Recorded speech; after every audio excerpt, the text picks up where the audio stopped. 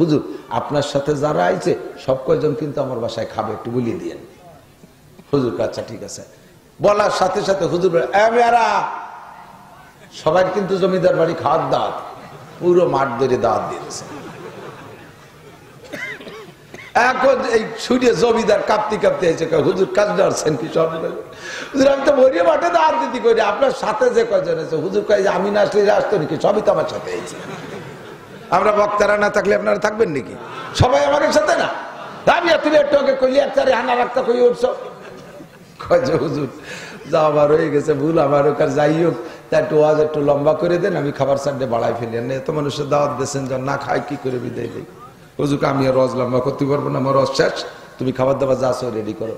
কয় হুজুর মাঠ ধরে দাওয়াত দিলেন, তাকে না খাওয়াই নিলি তো আর একটা বেশ যেতি, একটু সুযোগ দেন, আমি চাইতে খাবার বাড়াই, ডাইল একটু লম্বা রে ফেলে, মানে গরম পানি ঢেলে দিয়ে, আর যা আছে কোনো মতে এক ফুট বাদ দিতে পারি নাকি?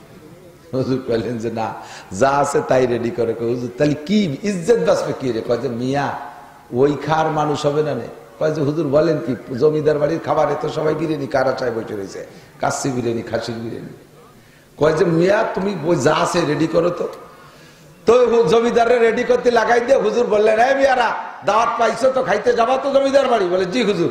দাওয়াত খাওয়ার জন্য একটা শর্ত আছে, এক একজনের আমার দোয়া কুনুত শুনে শুনে এই পাশে দাঁড়াও, যে কজন দোয়া কুনুত শুনবা ওই কজন খাবা।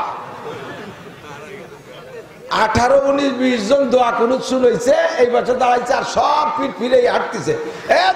খাইয়ে যা, কয়জন দোয়া কুনুত পারি না। জমিদার খুশিতে হাসতে হাসতে আসে হুজুরি কি সালা দিলেন? হুজুরকে এসছে চিকুন চালনা রাখান আছে, ওই দিনটা সালা দিলি 20 ডে ওটেক পেরারে। সে চালন খানের নাম কি? সেটা হলো জানাজার দোয়া। শোক সংবাদ, শোক সংবাদ, লাইন দিয়ে দাঁড়ায় গেছে। আমি বহুত জানি, ইমামতি করছি অনেকদিন কাল। জানাজার নামাজে গোসল ফরজ অবস্থায় দাঁড়ায় গেছে, ফরজ গোসল যে করে আসতে হবে এ গাদা তাও জানে না।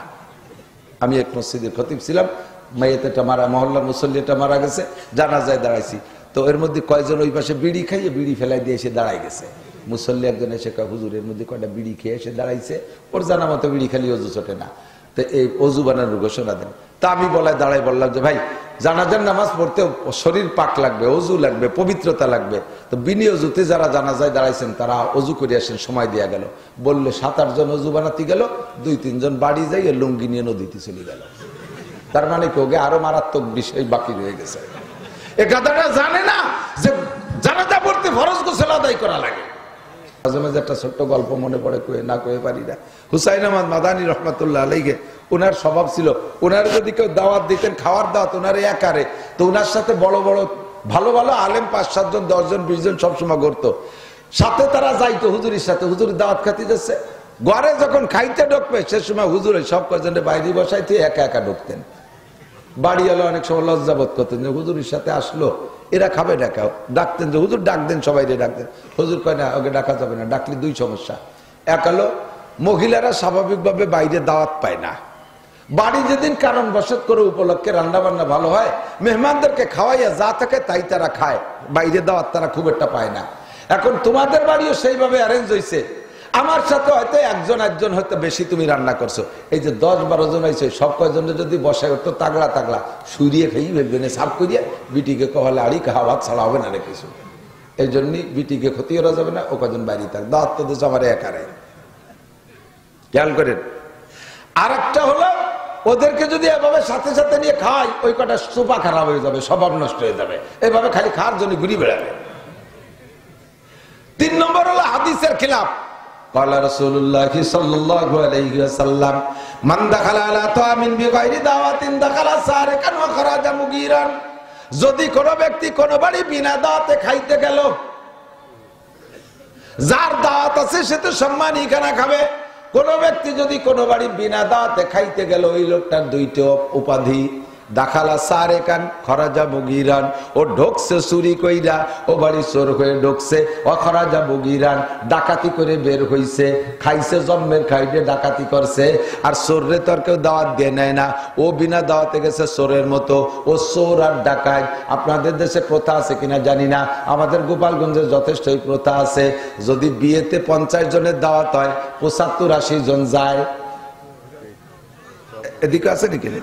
হ্যাঁ, এদিক 50 যায়, বেশি যায়। 85 যদি 51 জন যায়, 51 নম্বর যদি কেউ বেশি যায়, ওই 51 নম্বর জন চোর আর ডাকাত। চোর আর ডাকাত, চোররে কেউ দাওয়াত দেয় না, ওরাও দাওয়াত দেয় নাই। আর বেদাওয়াত গুলো গেলে জম্মের গিলা, ওকে গোস্ত মোটে দিয়ে ছাড়া যায় না। আসে যেমন শামুক গেলে, ওর খালি গেলে দেয় আর ও বাসে চলে যায়, বিষ খালি ফেলে দেয়। শামুক ডাকাতি করে বের হয়। হুজুর কয় গুলো চোর আর ডাকাত। দেখালা সারে কেন খরাজা মুগিরান, 100 কইলে 100 যাবেন, একজনে বেশি যাবেন না। 50 কইলে 50 যাবেন, একজনে বেশি যাবেন না। মাদানী রহমাতুল্লাহ আলাইহি বলেন, হাদিসে যেহেতু নিষেধ আছে, এই কয়জনের দাওয়াত দেয় রে, ওরা চোর হয়ে ঢুকবে, ডাকাতি করে বের হবে, এইটা করতে দেওয়া যাবে না, থাক বাইরে থাক। এই কথা সারা ভারতের ভিতরে প্রসিদ্ধ ছিল যে হুসাইন আহমদ মাদানীর সাথে যারা আসে, তাদের দাওয়াত যদি আগে না দেওয়া হয়, হুজুর খাওয়ার সময় তাদেরকে ঢুকতে দেয় না। আমাদের দেশে দেখেন পিসাব, সর্বনায় পিসাব হুজুরের সাথে দেখছি, হুজুরের দাওয়াত দেশে সাথে আনুমানিক 2-4 জনের ব্যবস্থা রাখে। সে জায়গা 3 হাইয়েস্ট বইরে আইছে, শেষে হুজুরই সিট পায় না। এই সাথের এই উলাবিলে এইগুলো ভিতরে ঢুকে জায়গা দখল করে, সিট দখল করে ফেলে, শেষে হুজুরই জায়গা পায় না। এই কটা চোর আর ডাকাত, অত লোককে খাওয়ার সুসদ্দ। মাদানী রহমাতুল্লাহ আলাইহি বলেন, খাইতে দেওয়া যাবে না। এই কথা সারা ভারতের ভিতরে প্রসিদ্ধ হয়ে গেছে। এবার মাদানী রহমাতুল্লাহ আলাইহি একবার জমিদারের বাড়ির মাহফিলি গেছে। জমিদারের বাড়ি তো জমিদারি ব্যবস্থা, সুন্দর এরকম হাজার হাজার মানুষ হয়ে গেছে। এবার জমিদার জানে হুজুরের সাথে 10-12 জন আসছে, কিন্তু ওই 10-12 জনের তো উনি দাওয়াত দেয় নাই। জমিদার জানতে পারছে যে ওই কয়জনের দাওয়াত যদি আগে হুজুরের কাছে না দেওয়া হয়, খাওয়ার সময় হুজুর একা খাইতে যাবে, ওই আলেম কয়জন বাইরে বসে থাকবে। এই জন্য বয়ান চলাকালে শেষের দিক যে হুজুরের কানে কানে বলে আসতেছে, হুজুর আপনার সাথে যারা আইছে সব কয়জন কিন্তু আমার বাসায় খাবে, একটু বলিয়ে দিয়েন। হুজুর আচ্ছা ঠিক আছে। বলার সাথে সাথে হুজুর সবাই কিন্তু জমিদার বাড়ি খাওয়ার দাওয়াত, পুরো মাঠ ধরে দাওয়াত দিয়েছে। এখন এই শুনিয়ে জমিদার কাঁপতে কাঁপতে এসে হুজুর কাজ ধরছেন কি? সব হুজুর আমি তো ভরিয়ে মাঠে দাওয়াত দিতে করি, আপনার সাথে যে কয়জন আছে, হুজুর কয় যে আমি না আসলে আসতো নাকি? সবই তো আমার সাথে এসেছে। আমরা বক্তারা না থাকলে আপনারা থাকবেন নাকি? সবাই আমাদের সাথে না। আমি তুমি একটু আগে কইলি একটারে হানা রাখতে কই উঠছ, হুজুর যা আমার হয়ে গেছে ভুল, আমার ওখানে যাই হোক, তা একটু ওয়াজ একটু লম্বা করে দেন, আমি খাবার সাইডে বাড়াই ফেলি। এত মানুষের দাওয়াত দিয়েছেন, না খায় কি করে বিদায় দেয়।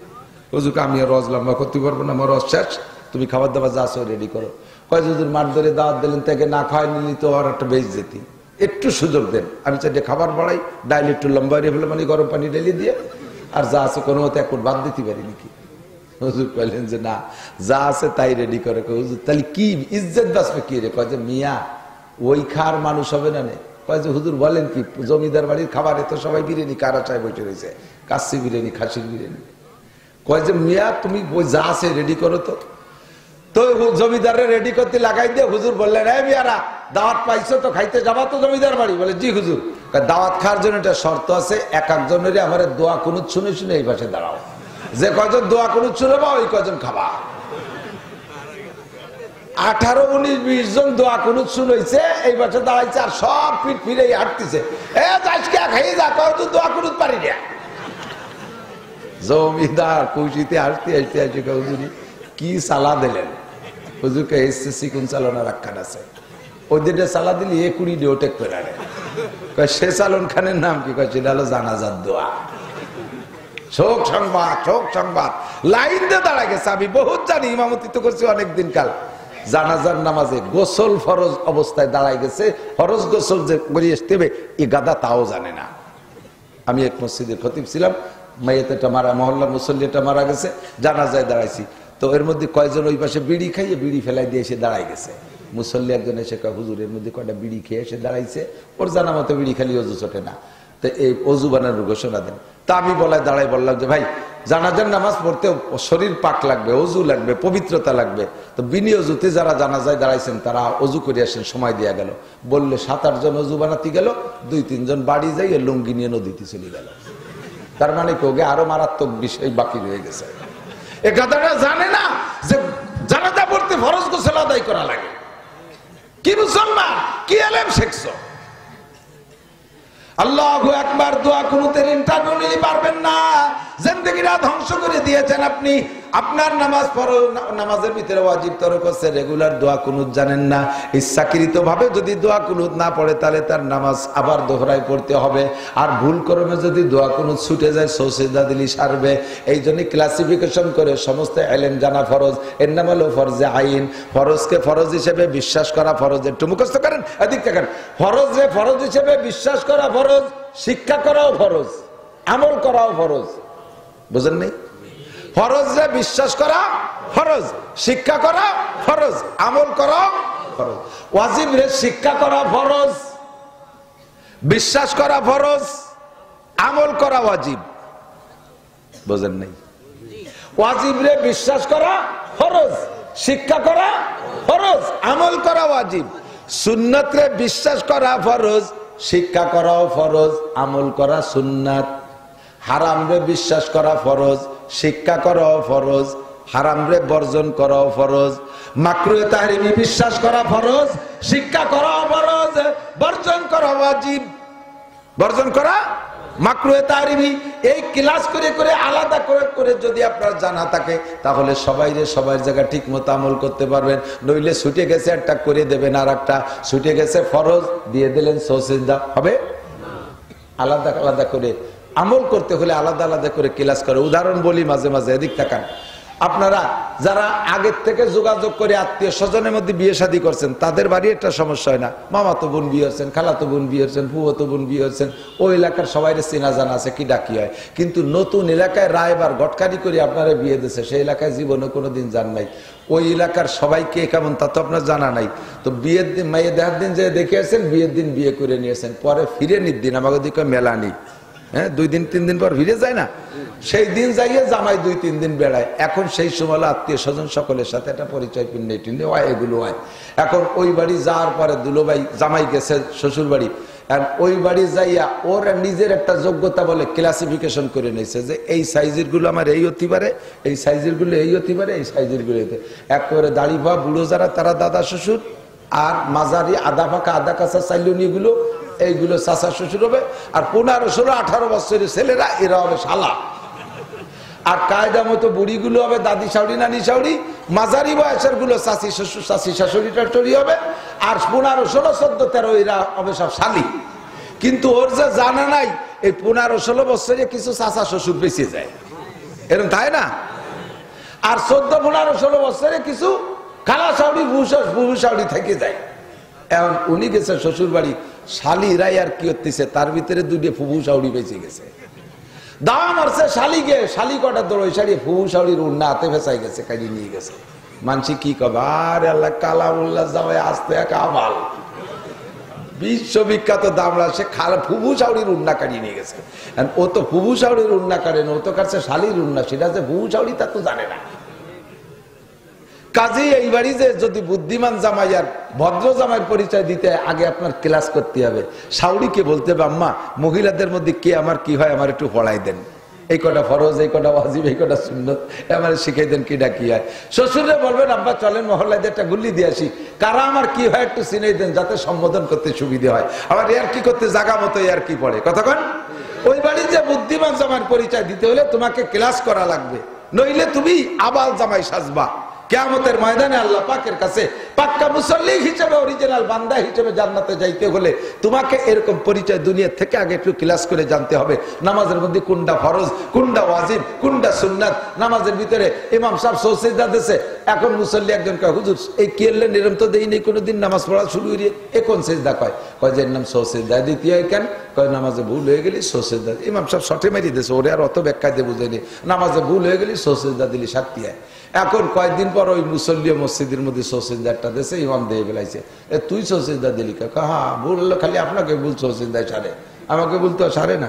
আলো সারে তো কি ভুল করছি তা কবি না, কয় যে নামাজে দাঁড়ায় মনে হয়ে দেয় যে অজু নাই, পরে সৌসিদা দিয়ে সারি দিছে। সব ভুল কি সৌসিদায় সারে নাকি? অজু নাই এটা তো সৌসিদায় সারবে না। কতক্ষণ নামাজ ভাঙ্গার কারণ 19টা। আর একটা খেয়াল, আজকে মশালাই কবে এসে গেছে, যেহেতু কষ্ট হচ্ছে নাকি? আমার কষ্ট হচ্ছে, আমি রাত 11টার ব্যবস্থা করতে পারি না, 10 মিনিট রাতে নিয়ে শুরু হচ্ছি, তা আবার বেশি হয়ে গেছে 40 মিনিট। আর কয়টা মশালা করে শেষ করে দেব, দোয়া করব। যেই ওয়াজের কারণে ফজরের নামাজ ছুটে যায় সেই ওয়াজের এক পয়সারও বরকত নাই, কোনো ফায়দা নাই। বিশ্ব ইজতেমার মাঠের মতো বাংলাদেশে কি অত বড় ওয়াজের মাঠ আর আছে নাকি?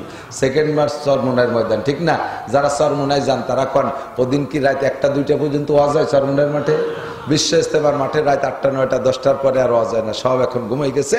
উঠে শেষটাতে তাহাজ্জুদ পড়বে, ফজরের নামাজ পড়বে। কাজেই ওই দুই মাহফিলের বরকত সারা বাংলাদেশ, সারা পৃথিবী ঘুরে সহায় পড়ছে।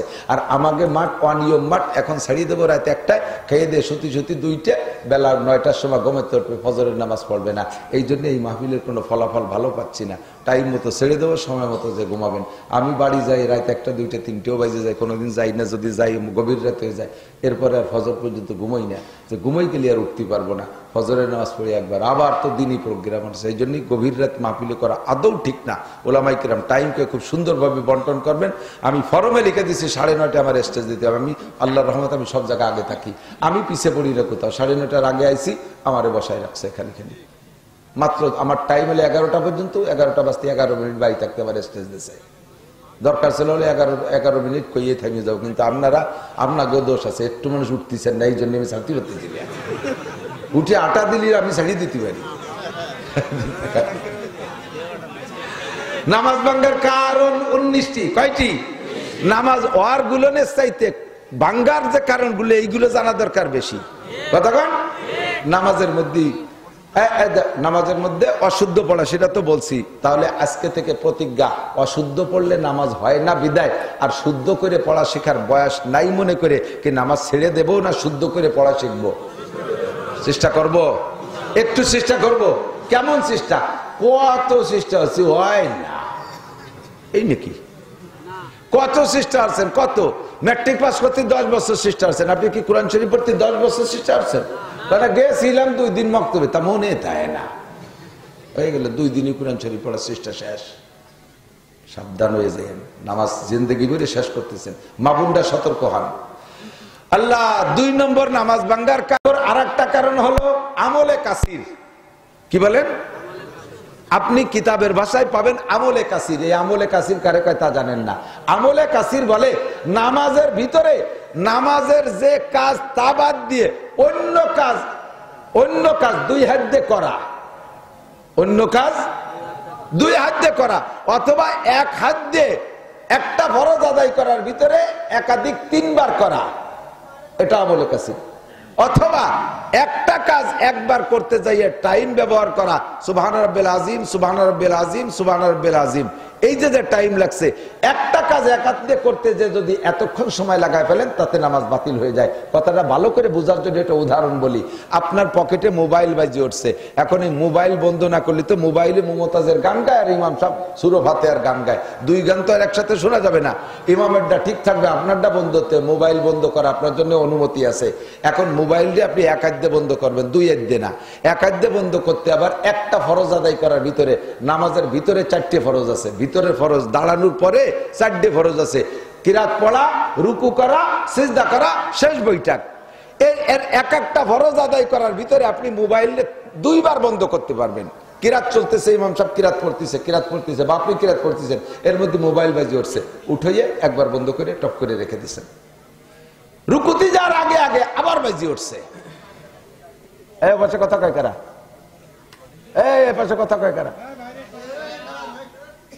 খুব জরুরি মাসালা, খেয়াল করতে হবে। এবার রুকুতে যাওয়ার আগে আবার বাজে উঠছে, আবার আপনি উঠে বন্ধ করছেন, খুব তাড়াতাড়ি বন্ধ করে রেখে দিচ্ছেন। 3 নম্বর বার রুকুতে যাওয়ার আগে আবার বাজে উঠছে, এবার আর বন্ধ করতে পারবেন না, একাদ্দলীয় পারবেন না। যদি 3 নম্বর বার আবার বন্ধ করেন তাহলে নামাজ একাদ্দে কাজ করার নামাজ ছুটে গেছে, এরকম আমলে কাছে। রুকুতে যাওয়ার পরে বাজে উঠছে, তখন আবার বন্ধ করতে পারবেন, 1 বার 2 বার পারবেন। রুকুতে উঠার আগে 3 বার বন্ধ করতে পারবেন না। সিজদায় গেছেন, সে জায়গায় মোবাইল বাজে উঠছে, ওই 1 হাত দিয়ে 2 বার বন্ধ করতে পারবেন। সিজদার ভিতরেও 1 হাত দিয়ে সিজদা ধরে রাখছেন, 1 হাত দিয়ে বন্ধ করছেন। নামাজের পবিত্রতা, মসজিদের পবিত্রতা রক্ষার্থে আপনাকে অনুমতি দেওয়া গেছে। কথা কি বোঝা গেছে? কিন্তু একবার বন্ধ হতে যায়, সে প্যান্টের জিন্সের প্যাকেটে পিছনে ছিল, টাই নিয়ে বাইরতি ইমাম সাহেব কিরাত শেষ করিয়া রুকুতি চলে, সে ছাতা মোটে বাইরে না, বার হয়েছে তো তার বাটন খুঁজে পাচ্ছে না, মাঝে মধ্যে করেছে দূর কি এলো, এই একবার এই শেষে হেপাদে আগা সারা। একবার বন্ধুত্ব নামাজ শেষ, কথা হাসি উড়ে দিয়ে না মাসালা শেখেন। সমস্যা হয় কি হয় না? হয় না? আমি বুঝার তাকিদে মনে রাখার সুবাদে আমি আমার ভাষায় আমি এভাবে বলি। এবার নামাজের ভিতরে কোন কাজ, ছোট্ট একটা কাজও যদি দুই হাত দিয়ে করেন অল্প সময়ের ভিতরে, তাও নামাজ বাতিল হয়ে গেছে। টুপি পড়ে গেছে, দুই হাত দিয়ে উঠে তাড়াতাড়ি দূরে বসছেন, দুই হাত দিয়ে টুপি ধরছেন, নামাজ বাতিল। টুপি পড়ে যাক, টুপি ছাড়া নামাজ হয়, কাজেই টুপিটা নিয়ে অত চিন্তা করার দরকার নেই। কিন্তু লুঙ্গি খুলে গেছে, এবার কি হয়ে যায়? লুঙ্গি আর নামাজের মধ্যে সতর খুলে ল্যাংটা হয়তো নামাজ হবে না, তাহলে এই জায়গায় দুই ঝামেলা হয়ে গেছে। ওদিকে লুঙ্গি এক হাতে ভরা যায় না, দুই হাতে ভরতে গেলে আমলে কাশির হয়ে যায়, নামাজ ছুটে যায়। আবার লুঙ্গি না বললেও ছুটে গেলে ল্যাংটা হয়ে যায়, তাতে হয় না। তাই হুজুর এবার কি হবো? তাহলে আপনি ইচ্ছে ভরাই দিয়ে এ জায়গায় সমাধান হলো। এদিক তাকান, 4 রিকাত ওয়ালা নামাজ, 2 রিকাতের পরে, কথার কথা 2 রিকাতের পরে আপনার লুঙ্গি খুলে গেছে। এখন আপনার সমাধান তো লুঙ্গি ল্যাংটা যদি পরেন 2 হাত দিয়ে, তাহলে শুধু হলো নামাজ ভাঙবে। আর যদি লুঙ্গি ছেড়ে দেন নামাজ ছুটে যাওয়ার ভয়তে, তাহলে তো সতর খুললি নামাজও ছুটবে, পাশাপাশি আশেপাশে যারা আছে তাকে হাসতে হাসতে তো জানবার হয়ে যাবে, পুরো মসজিদ নষ্ট হয়ে যাবে, ঠিক না? কাজেই আপনি এই জায়গায় নামাজটা ছেড়ে দেন, নামাজ ছেড়ে দিয়ে 2 হাত দিয়ে লুঙ্গি সুন্দর করে পড়িয়ে নামাজ ছুটে গেছে টোটাল। আগে যে 2 রিকাত পড়ছেন ও 2 রিকাত বাতিল হয়ে গেছে। এবার আবার আল্লাহু আকবারকে শুরু করে শেষে ইমামের পিছনে পাইছেন 2 রিকাত, ইমাম সালাম ফিরানোর পরে উঠে আর 2 রিকাত পড়ে নেবেন, ঠিক আছে? আপনার মোবাইল এরকম 2 রিকাতের পরে যাইয়ে ওই ঝামেলা বাঁধাইছে, মোবাইলই মোটে ছাড়তেছে না, যে ফোন দিচ্ছে দিয়েই যাচ্ছে। মসজিদে বুড়ো বুড়ো মুসল্লিকে তো মিজাজ খারাপ হয়ে, তাকে পকেটে মোবাইল নেই, তারা ওই সানার মধ্যে বক্সিং রেডি হচ্ছে, সালাম ফিরেতে যেরকম মোবাইল যে হিন্দি যায় হিন্দি দেবো, বাংলায়ও কই ওঠে 2-1 মাঝে, এই হিন্দি দেবো হিন্দি দেবো, যা যা কোয়া যায়। এখন এই ভয়তে এখন মোবাইল তো বন্ধ করতে হবে, কিন্তু একবার এইভাবে পারলেন না, 3-4 বার বিরক্ত করতেছে, তখন নামাজে পুরো ছেড়ে দিয়ে মোবাইলটাকে বিলকুল বন্ধ করে থুইয়ে আবার শুরু করবেন। আগে যে 2 রিকাত চলে গেছে ও 2 রিকাত বাদ, সালাম ফিরানোর পরে বাকি 2 রিকাত আবার পড়ে নেবেন, ঠিক আছে? এই মাসালাগুলো না জানা থাকার কারণে হাজার হাজার নামাজ নষ্ট করে ফেলতেছেন। এর একটা মাসালার দাম লক্ষ লক্ষ বছর রাতভর ওয়াজ করার চাইতে বেশি দামি।